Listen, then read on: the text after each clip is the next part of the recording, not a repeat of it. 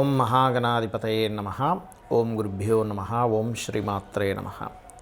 అరుణాం కరుణాతరంగితాక్షీం ధృతపాశాంకుశపుష్పబాణచాపాం అనిమాదిభిరావృతాం మయూకైః అహమిత్యేవ విభావయే భవానీం. శ్రీమాత్రే నమః. ప్రేక్షకులకి ఆ లలితాంబిక అమ్మవారి యొక్క అనుగ్రహం పరిపూర్ణంగా కలగాలని మనస్ఫూర్తిగా కోరుకుంటూ మనం ఈరోజు డిసెంబర్ మాస ఫలితాలు ఏ విధంగా ఉన్నాయనే విషయాన్ని మనం తెలుసుకుందాం. దానికంటే ముందు అసలు గ్రహస్థితి ఏ విధంగా ఉంది. డిసెంబర్ మాసంలో డిసెంబర్ 1 నుంచి శని చంద్రుడు మీన రాశిలో కలిసి ప్రారంభమవుతుంది. ఆ యొక్క చంద్రుడు 30 రోజులకి 12 రాశులు సంచరిస్తాడు.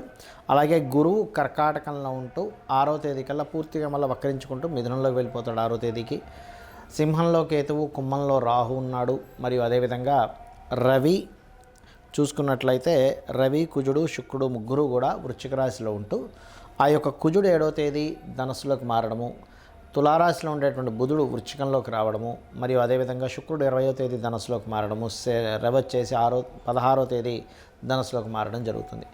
ఈ యొక్క గ్రహస్థితిని అనుసరించి ద్వాదశ రాశుల వారికి, ఇంకా కరెక్ట్గా చెప్పాలంటే లగ్నాల వారు చూసుకుంటే లగ్నాలు తినేవారు హ్యాపీగా రాసి చూసుకోవచ్చు. ఏ విధంగా ఉండబోతుంది, ఎటువంటి విషయాల పట్ల మీరు జాగ్రత్త వహించాలనేటువంటి విషయాలను వృశ్చికం వారి కనుక చూసుకున్నట్లయితే మీకు రాశిలో అధిక గ్రహాల యొక్క సంచారం జరుగుతుంది. అందులో ముఖ్యంగా దశమాధిపతి రవి 16వ తేదీ వరకు ఉంటాడు. కాబట్టి ఏదైనా ఉద్యోగ అవకాశాలు మీకు రావాలని అనుకుంటే కనుక గణపతిని ఆరాధిస్తూ సూర్యభగవాన్ని ఆరాధించినట్లయితే 16వ తేదీ వరకు ఉన్నటువంటి గ్రహస్థితి మీకు అనుకూలిస్తుంది. అదేవిధంగా ఇందులో వ్యయాధిపతి, లాభాధిపతి కూడా వస్తున్నందుకు కొన్ని బిజినెస్ రిలేటెడ్ సంబంధించిన వాటిలో ఇన్వెస్ట్మెంట్ చేయడం అనేటువంటి చాలా స్పష్టంగా గోచరిస్తుంది. అలాగే మరొక విషయం ఏంటంటే ఇక్కడ మీ రాశి వారికి ఈ రాశి నుంచి 2వ స్థానంలో కుజుడు వెళ్తున్నందుకు ప్రధానంగా ఇక్కడ ఇది కొంత ధనపరమైనటువంటి విషయంలో ఉన్న ప్రదేశం మారడము, క్రియేటివ్ రిలేటెడ్ మూలంగా కొంతవరకు ధనాన్ని సంపాదించాలంటే ప్రయత్నం సాగించడము, లగ్నాధిపతి ఎప్పుడైతే 2లో ఉన్నాడో కొంతవరకు అంటే కుటుంబ వ్యవహారాల విషయంలో చిన్న ఘర్షణలు రావడం అనేటువంటి చాలా స్పష్టంగా గోచరిస్తుంది. 4వ స్థానంలో ఎప్పుడైతే రాహు ఉన్నాడో ఇది విదేశాలలో అక్కడ ఏదైనా గృహము, అక్కడ ఏదైనా ఆఫీసు లేనట్లయితే అక్కడ ఏదైనా ఒక బిజినెస్ రిలేటెడ్ సంబంధించిన ప్రారంభించడానికి అనుకూలంగా ఉంది.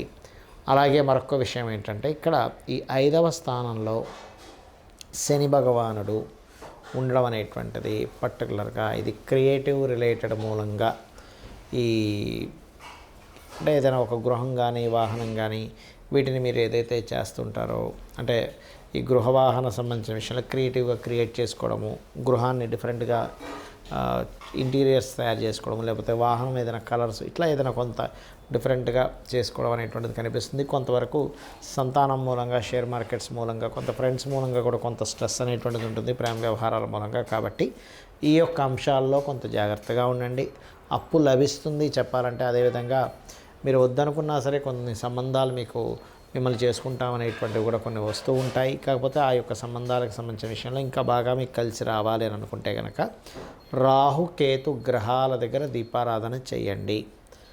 అలాగే మరొక విషయం ఏంటంటే ఇక్కడ ఈ వృత్తి సంబంధించినటువంటి విషయంలో మరింత అనుకూలత రావాలంటే గణపతి యొక్క ఆరాధన చేయండి. మరియు ఓం మాణిక్య మకుటాకార జానుద్వై విరాజితాయ నమః చేయండి. మరియు ఈ దశమంలో కేతు ఉన్నందుకు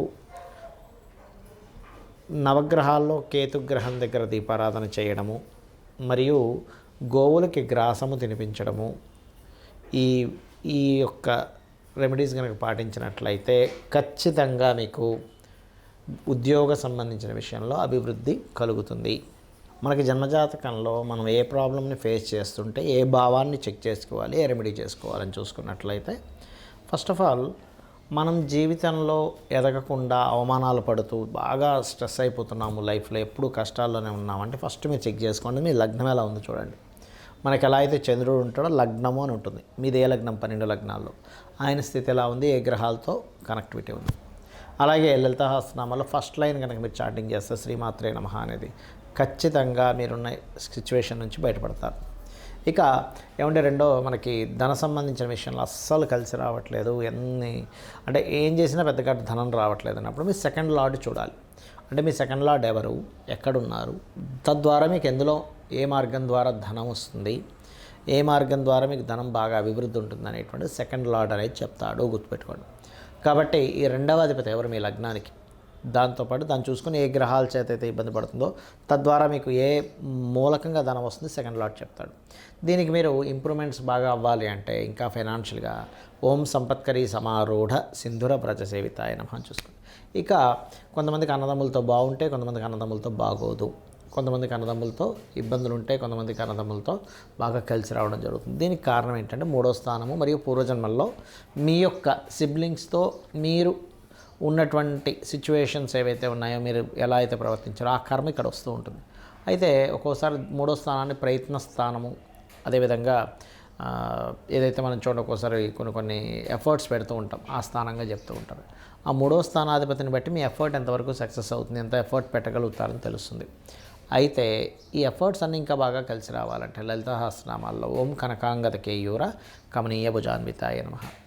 మీరు గృహయోగం అసలు ఎప్పుడు కొనుక్కుంటారు, ఎప్పుడు కొనుక్కుంటే కరెక్ట్, ఏ దిశలో కొనుక్కుంటే కరెక్ట్ అని చెప్పేది మీ చతుర్థ భావం. గృహ సంబంధించిన విషయంలో ఎంత చేస్తున్నా మాకు కలిసి రావట్లేదు అంటే కొన్ని మళ్ళీ అమ్మేస్తున్నాం అన్నప్పుడు మీ 4th లార్డ్ చూసుకొని మీకు అసలు మీ జన్మజాతకంలో మీరే కొనుక్కుంటే మంచిదా, మీ జీవిత భాగస్వామి పేరు మీద కొనుక్కుంటే మంచిదా, పిల్లల పేర్ల మీద కొనుక్కోవాలా అనేది తెలుసుకోండి. అలా చూసుకోకుండా కొనుక్కోవడాల వల్లే గృహాలు ఆ భావం అనేటువంటిది ఆ రూపంలో మీకు రావడం వల్ల నెగటివ్ ట్రిగర్ అవుతుంది. సరేనండి, యోగం ఉంది కానీ కొనలేకపోతున్నాను అన్నప్పుడు మణిద్వీప వర్ణన చేయండి. ఇక సంతానం పంచమ స్థానంలో చూస్తాము. పంచమాధిపతి ఎలా ఉన్నాడనే దాన్ని బట్టి మీకు ఒక కిడ్ ఆర్ 2 కిడ్సా, సంతానం విషయంలో ఏదైనా మీరు కొంచెం మిస్క్యారేజెస్ అయ్యే ఛాన్సెస్ ఉన్నాయా, లేకపోతే మంత్రస్థానం అని కూడా అంటారు 5వ స్థానాన్ని. అసలు మీరు ఏ మంత్రాన్ని చాంటింగ్ చేసుకుంటే రుణరోగ శత్రువులు తగ్గుతాయి, ఫ్రెండ్స్తో ఎంతవరకు ఉండాలి, ఫ్రెండ్స్తో ఫ్రెండ్షిప్ అంత తర్వాత కొంచెం వాళ్ళ వల్ల ఫైనాన్షియల్ లాసెస్ వస్తాయా ఏంటి అనేటువంటిది చూసుకోవాలి. ఇక మరొక విషయం ఏంటంటే ఇక్కడ గమనించినట్లయితే ఈ యొక్క 6వ స్థానం అంటే రుణరోగ శత్రుస్థానం అంటారు. ఇది మీ డైలీ లైఫ్ని, మీకు ఎటువంటి రోగాలు ఎటువంటి రుణాలు ఎవరితో మీకు ఇవి ఉన్నాయనేటువంటి 6th హౌస్ చెప్తుంది. ఎప్పుడు కూడా 6th హౌస్లో ఉండే ప్లానెట్స్కి దానం ఇవ్వాలి, అప్పుడు మీ యొక్క రుణరోగ శత్రు స్థానాలు అనేవి తగ్గుతాయి. ఇక మరొక విషయం ఏంటంటే వివాహ సమయం అనేది చాలా ఇంపార్టెంట్. ఎటువంటి పార్ట్నర్ని మీరు కనుక లైఫ్లో తెచ్చుకుంటే మీకు లైఫ్ అనేటువంటిది 90% ఆఫ్ లైఫ్ మీరు పార్ట్నర్ని యాక్సెప్ట్ చేయడం వల్లే ఉంటుంది, గుర్తుపెట్టుకోండి. అదేవిధంగా ఎటువంటి పార్ట్నర్తో మీరు వివాహం చేసుకోవాలని 7వ స్థానంలో ఉంటుంది. ఎలా ఉంటారు, వాళ్ళ లక్షణాలు ఏమిటి, ఎవ్రీథింగ్. వీటన్నిటికంటే ముఖ్యంగా మీరు ఏ సమయంలో ఏ ఇయర్లో ప్రతి వ్యక్తికి 3 నుంచి 5 సార్లు వస్తున్నాయి. ఆ 3 నుంచి 5 సార్లు మీకు ఏ ఇయర్లో చేసుకుంటే ఫ్రూట్ఫుల్గా ఉంటుందనేది తెలుసుకోవాలి. ఆ చేసుకునే వ్యక్తి అమ్మాయి కావచ్చు అబ్బాయి కావచ్చు మీకు ఎంతవరకు కనెక్ట్ అవుతుందో చూసుకోవాలి. ఇక వివాహం అవ్వట్లేదు అనుకునేటువంటి వారు ఓం కామేశబద్ధ మాంగళ్య సూత్ర శోభిత కందరాయ నమః అనే మంత్రం చేసుకోవచ్చు. ఇక సడన్ ఇన్సిడెంట్స్ అన్నీ 8వ స్థానంలో ఉంటాయి, అది మహాదశలు ఎప్పుడు వస్తున్నాయని చూడాలి. తల్లిదండ్రికి సంబంధించిన విషయాలు కనుక చూసుకుంటే 4వ భావం భాగ్యభావంలో ఉంటుంది. అవి ఎడ్యుకేషన్ అండ్ హైయర్ ఎడ్యుకేషన్ విషయాలు కూడా చెప్తూ ఉంటాయి అవి. అలాగే మీ వృత్తి వ్యాపార సంబంధించిన విషయాలన్నీ కూడా 10వ స్థానంలో వృత్తి ఉంటే వ్యాపార స్థానాలన్నీ లాభంలో ఉంటాయి. కాబట్టి మీరు వృత్తి ఇక్కడ ఉంటే మంచిదా, విదేశాలకు ఉంటే మంచిదా, వేరే రాష్ట్రానికి వెళ్తే మంచిదా, అసలు చిన్నప్పుడే మనం చూసుకొని కనుక ఫలానా సంబంధించింది చదివితే బాగుంటుంది లైఫ్ అన్నప్పుడు సంబంధించిందే మనం చదువుకుంటూ ఉండాలి. అప్పుడు తద్వారా మీకు అది మీ ఫైనాన్షియల్గా కూడా సపోర్ట్ చేస్తూ ఉంటుంది. లేనట్లయితే ఏదో చదివామండి కానీ నాకు ఎందుకు ఉపయోగపడలేదు అంటారు. ఉపయోగపడేటువంటి చదువులు అంటే మీరు కెరియర్గా తీసుకునే వేరే ఉంటాయి, హాబీగా తీసుకునే వేరే ఉంటాయి. అదేవిధంగా మన లైఫ్లో మోస్ట్ ఇంపార్టెంట్ రోల్ ప్లే చేసేది మన ఇన్వెస్ట్మెంట్స్ అసలు ఎప్పుడు చేయాలి, ఎప్పుడు చేయకూడదు, ఎటువంటి వాటిల్లో ఇన్వెస్ట్మెంట్ చేస్తే బాగుంటుంది.